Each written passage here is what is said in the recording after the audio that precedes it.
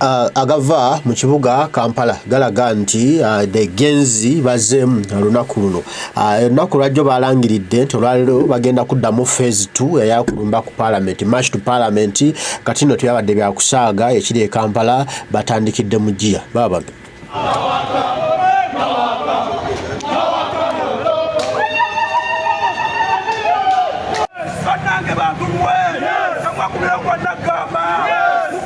maduka sebekate mkwakalakaza kuno kwa mireme katula kwa utalimu matibu mkwaka na penuka banange babuka banafe wakuna mtoka msapa tulina wakubuka must go Alito must go corruption must go corruption must go corruption must go corruption must go Alito must go Alito must go corruption must go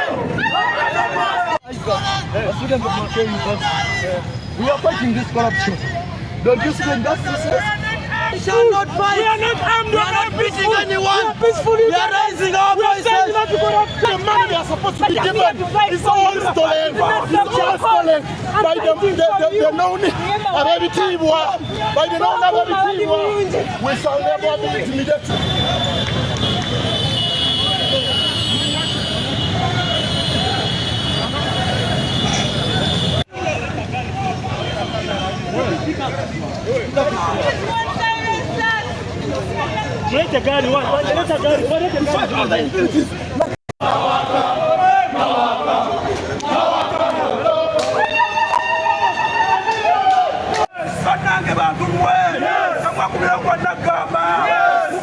maduka sebekate mkwakalakaza kuno kwa mireme katula kwa utalimu matibu mkwaka na penuka banange babuka banafe wakuna mtoka msapa tulina wakubuka must go Alito must go corruption must go corruption must go corruption must go corruption must go Alito must go Alito must go corruption must go students of Nigeria, we are fighting this corruption. Don't you see the injustices?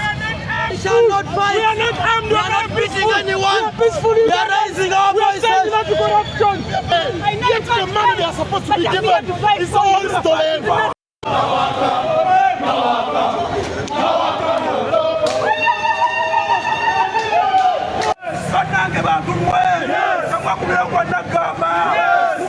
maduka sebekate mkwakalakaza kuno kwa mireme katula kwa utalimu matibu mkwaka na penuka banange babuka banafe wakuna mtoka msapa tulina wakubuka must go Alito must go corruption must go corruption must go corruption must go corruption must go Alito must go Alito must go corruption must go students of Nigeria, we are fighting this corruption. Don't you see the injustices? We shall not fight. We are not armed. We are not beating anyone. We are raising our voices. Yet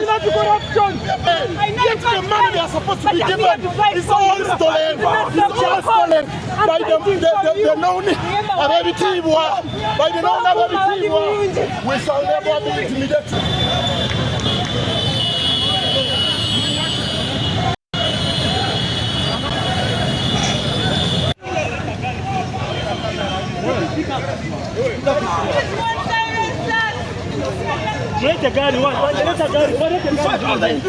Like corruption in our country.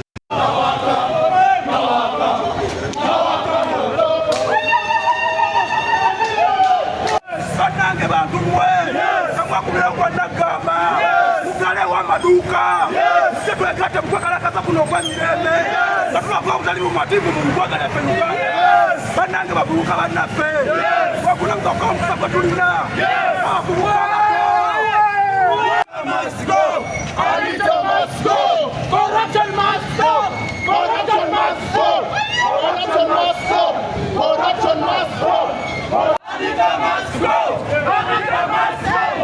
Alito must go corruption must go students of Nigeria, we are fighting this corruption. Don't you see the injustices? We shall not fight. We are not armed. We are not beating anyone. We are raising our voices. If the money they are supposed to be given is all stolen, it's all stolen by the known Babizemu, by the known Babizemu, we shall never be intimidated.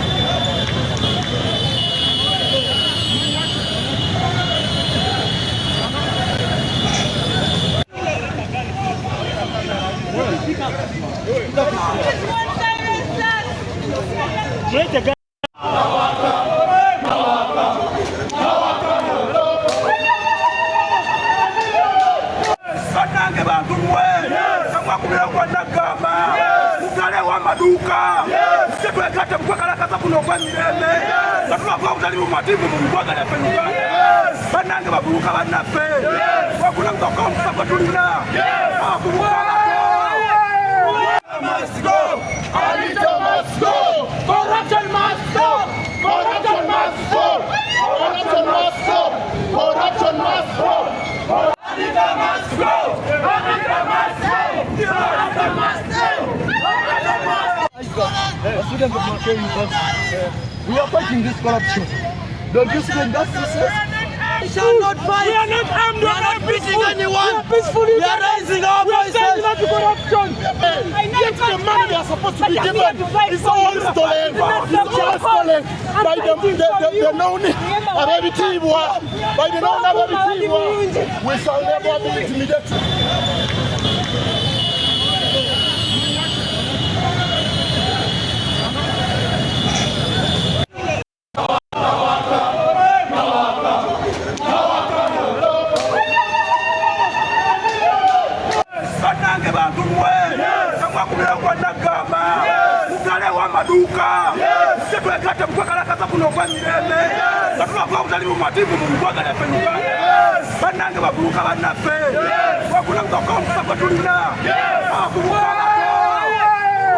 Must go! Alito must go! Corruption must stop! Corruption must stop! Corruption must stop! Corruption must stop! Alito must go! Alito must go! Corruption must stop!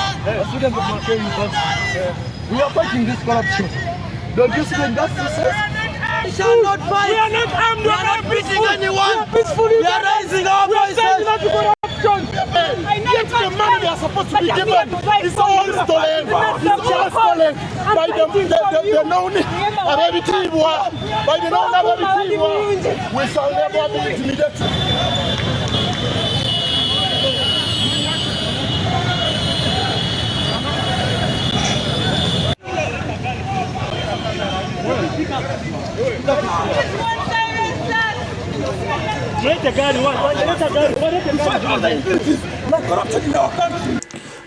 The Gen.Z Kampala bwekityo bwekiri balangiridde eggulo nti nno olwaleero bakiddamu kubanga ensi yaffe tennatereera omulimu tegunnatuuka we tugwetaaga we tugwagala era bagambye nti olwaleero olwokuna luno waliwo era okuddamu okwekalakaasa era bakikoze batandikidde mu jjiya era nga bagambye nti tetulina okulumba ku Palamenti, tulina okulanga tutereeza ensi yaffe, ffe tulina okwelwanirira, teriyo mulala alina tutulwanirira. Era abasuubuzi bannayuganda mwenna mwefuulamu n'ebintu ebibakwatako, naye n'ensi ffe tulina okusituka omulundi gumu ne tugamba tutereeze eggwanga lino.